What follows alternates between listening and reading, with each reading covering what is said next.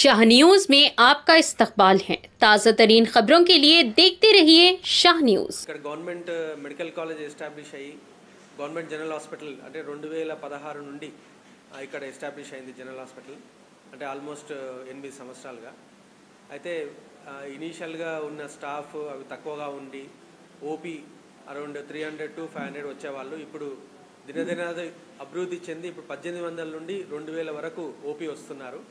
In patient కూడా 500 నుండి 600 మంది ఉంటారు।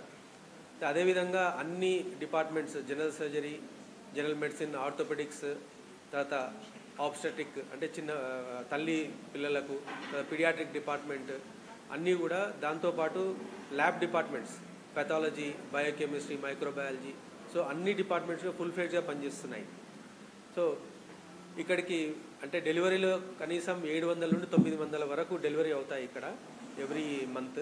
సర్జరీస్ కూడా orthopaedic around 100 cases, general surgery కూడా అరౌండ్ 100 కేసెస్, మేజర్ కేసెస్ అవుతాయి। అదేవిధంగా మైనర్ కేసెస్ అరౌండ్ 2000 వరకు అవుతాయి। సో ఆబ్స్టెటిక్ డిపార్ట్మెంట్కి రీసెంట్గా ఒక అంటే అన్మ్యారీడ్ యంగ్ అమ్మాయి వచ్చింది।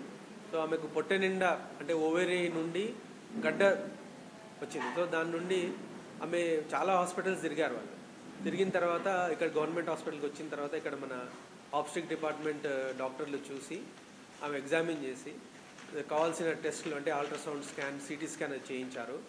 తర్వాత దాని నుండి ఏంటంటే పొట్టంతా ఓవేరియన్ సిస్తో పొట్ట మొత్తము ఆక్యుపై అయింది। అంటే size around 20 to 25 centimetre size. ఇక్కడ ఓబీజీ డిపార్ట్మెంట్లో అసోసియేట్ ప్రొఫెసర్గా పనిచేస్తున్నా। ఇప్పుడు రాధా మేడం లీవ్లో ఉండడం వల్ల ఇక్కడ ఇన్ఛార్జ్ హెచ్ఓడిగా కూడా వర్క్ చేస్తున్నాను। ఇక్కడ ఒక young girl, unmarried girl patient మా ఓపీ డిపార్ట్మెంట్కి ఆల్మోస్ట్ 15-14వ తారీఖు ఈ మే మంత్ వచ్చారు। ఆమె అంటే చాలా కడుపు నొప్పితోన, డిస్కంఫర్ట్తోన, పొట్ట మొత్తం ఉబ్బిపోవడంతో ఇక్కడికి వచ్చారు।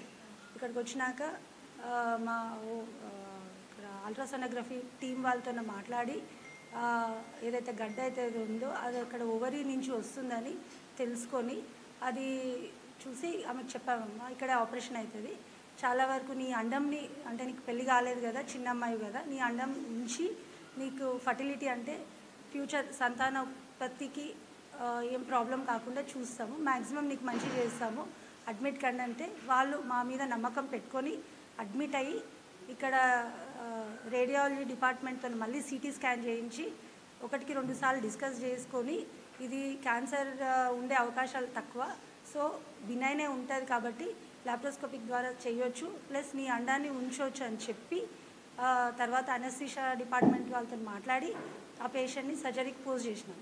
ఈ మంత్ అదే మే 23rd రోజు పేషెంట్కి ఆపరేషన్ చేశాం।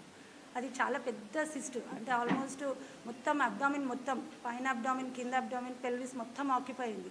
దాంతో పక్కల పేగులన్నీ కూడా పుష్ అయిపోయినాయి, పక్కకు అటు ఇటు పుష్ అయిపోయినాయి। ఇట్లాంటి సర్జరీ చేసేటప్పుడు ఏమవుతుందంటే ఒక్కొక్కసారి సర్జరీ చేసేటప్పుడు ఆ ఫ్లూయిడ్ అయితే తీసినాక పేషెంట్ కొలాప్స్ అవుతుంది। అట్లా కాకుండా because of anaesthesia department team వాళ్ళతోన పేషెంట్ అంటే త్రూఅవుట్ ద సర్జరీ